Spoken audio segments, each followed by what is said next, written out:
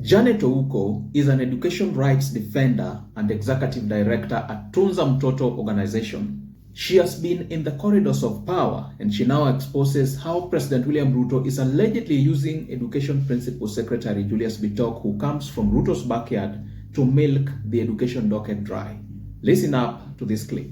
Because the problem is not the Minister for Education. He has got nothing to do here. He's not aware why money is not being sent to school, and that is a fact. He has got nothing to do. But there is one man sitting in State House pulling every string.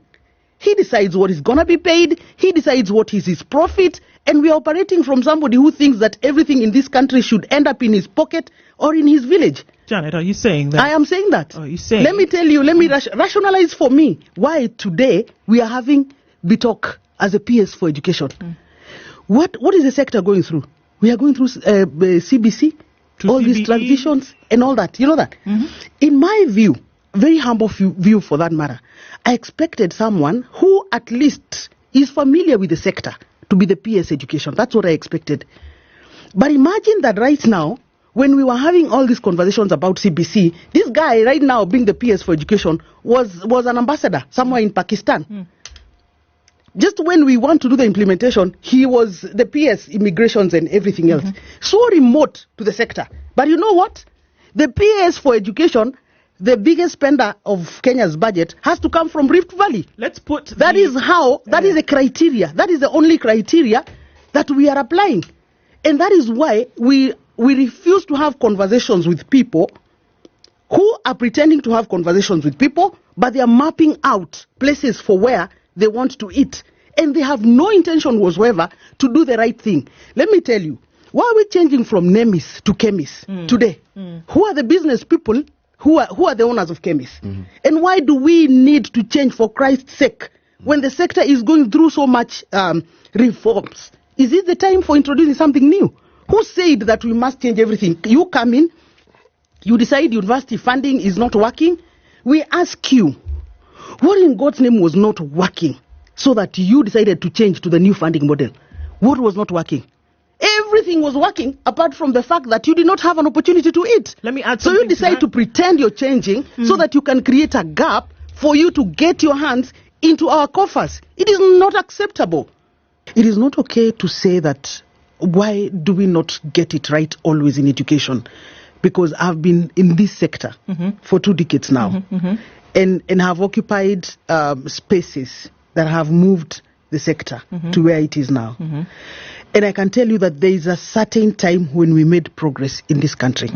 So it is not true to say that why do we always get it wrong? No, we don't always get it wrong because we got it right in 2003. Okay.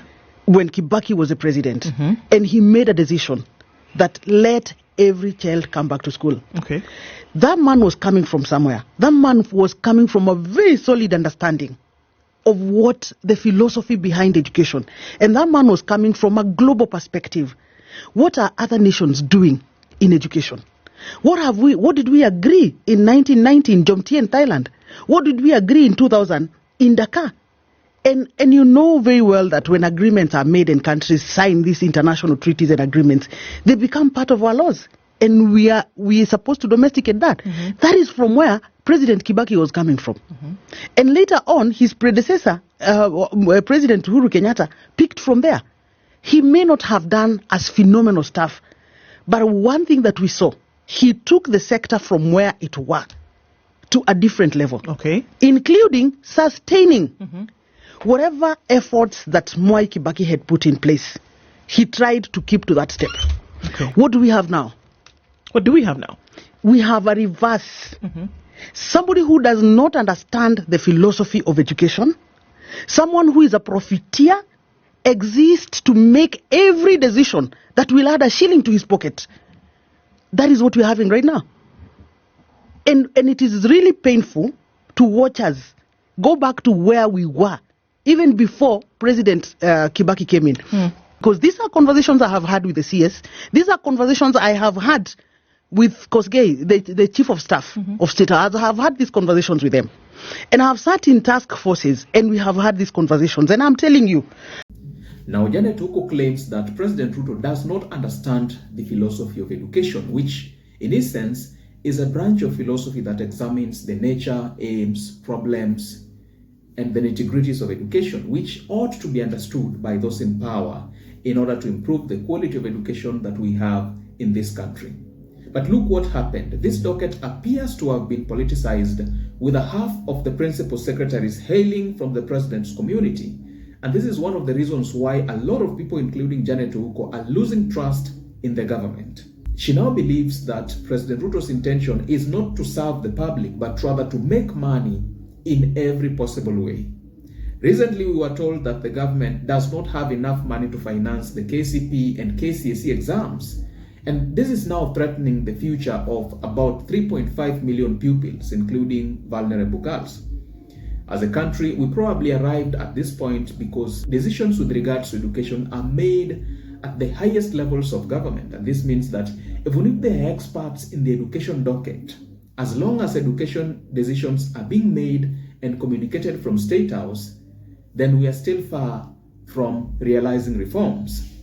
Now, do let me know your thoughts and opinions about this in the comment section below. Don't forget to like, subscribe, and hit the notification bell for more informative content such as this. I am committed to informing, educating, and entertaining in a manner that mainstream media cannot. Right? This is all that I had for you in this video. Let us meet up in the next video that's coming after this.